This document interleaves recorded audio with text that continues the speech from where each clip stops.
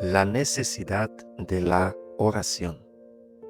En este día 11 vamos a continuar con un tema muy importante, porque muchas personas piensan que la oración es importante, pero no es necesaria para el cristiano.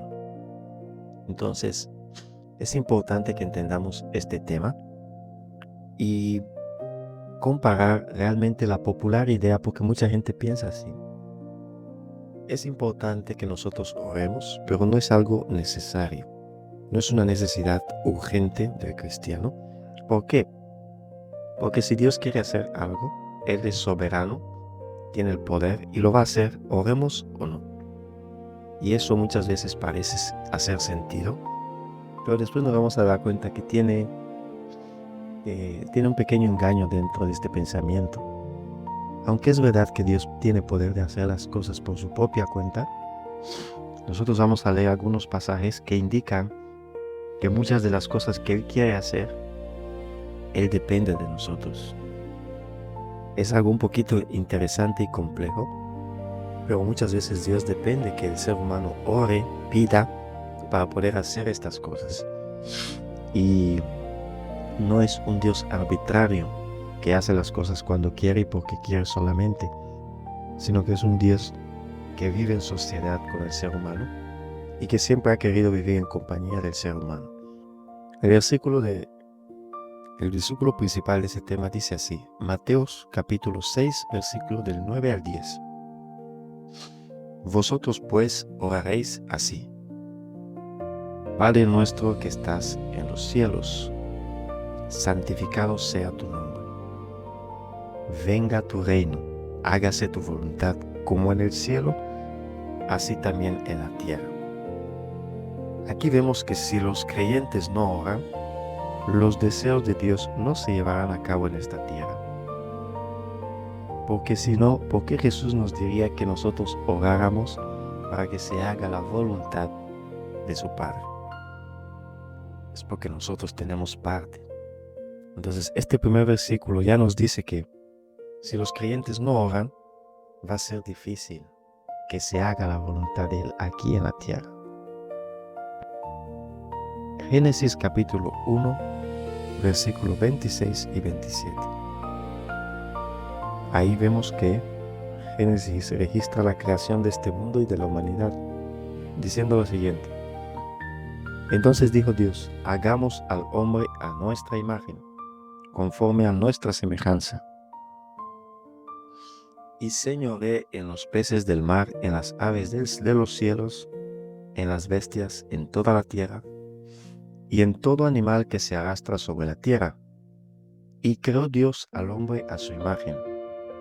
A imagen de Dios lo creó. Varón y hembra los creó. Dios nos creó a su imagen. Y cuando tú estudias el tema de este versículo, lo que significa estar creados a la imagen de Dios, nosotros vemos que Dios, parte del poder que Él tenía, Él lo transfirió al ser humano también. No solo a través del aliento, sino también a través del poder de gobernar. Él le dio al hombre dominio sobre todo lo creado. Le dijo, enseñoréate sobre todo. Y es por eso que Adán era algo así como el rey de toda la creación. Este mundo estaba bajo el poder de Adán. No fue hasta el pecado que este poder quedó desigual con relación al enemigo. Pero Adán ya tenía el poder y dominio de todas las aves, todos los animales y todo este mundo entero. Lo vemos en Génesis capítulo 2, 15. Tomó pues Jehová Dios al hombre y lo puso en el huerto de Edén para que lo labrara y lo guardase. Recordemos que el hombre fue hecho un poquito menor que los ángeles, pero él también era una figura majestuosa entre la creación de Dios. En el libro de Salmos capítulo 8 versículo 5 dice que le has hecho un poco menor que los ángeles y lo coronaste de gloria y de honra. Entonces ahí vemos, mirando de nuevo, que nosotros, en la representación de Adán, teníamos poder sobre la creación. y que Dios realmente escuchaba lo que Adán tenía que decir, ¿entiendes? Y Dios obra a través de las oraciones de su pueblo, porque Él está ahí como representante de la humanidad, ¿entiendes?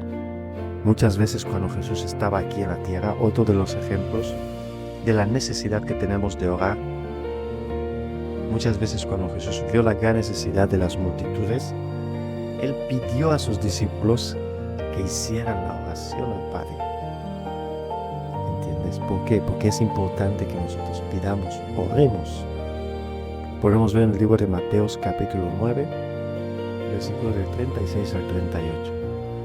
Y al ver las multitudes, tuvo compasión de ellas, porque estaban desamparadas y dispersas, como ovejas que no tienen pastor.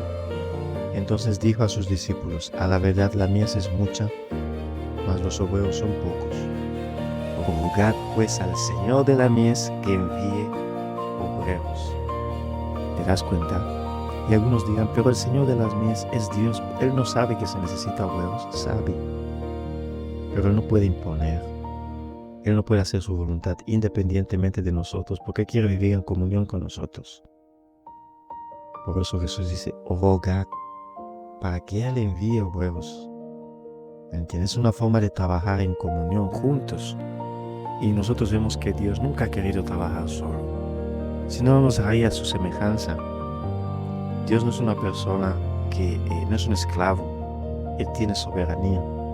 Y de alguna forma Él nos hizo soberanos aquí en la tierra. Fue el pecado que nos quitó parte de nuestro poder. Pero aún así Jesús vino a restaurar también ese poder y nos quiere hacerlo a través del Padre.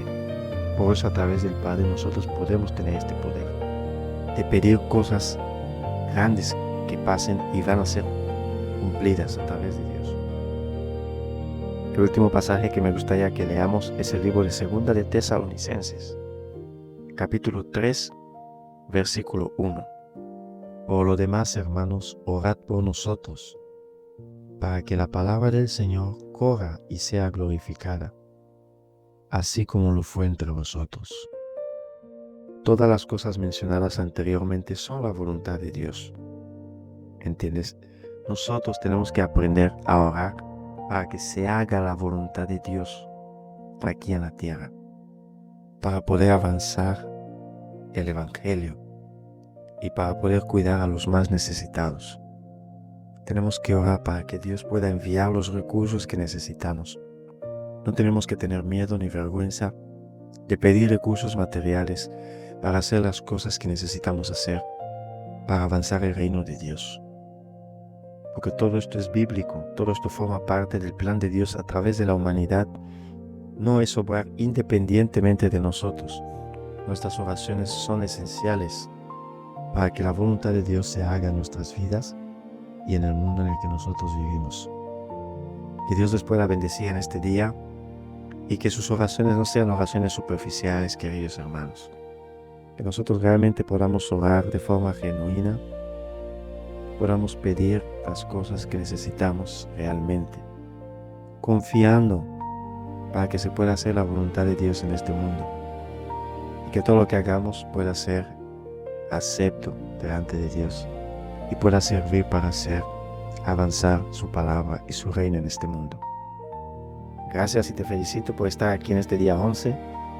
Aún falta 29 días y vamos a seguir avanzando para completar los 40 días que necesitamos para poder acercarnos y conocer más sobre el Espíritu Santo. Hoy hemos aprendido sobre la oración, que es una de las formas que podemos recibir el Espíritu Santo. Gracias y nos vemos en el siguiente día. Chao, chao.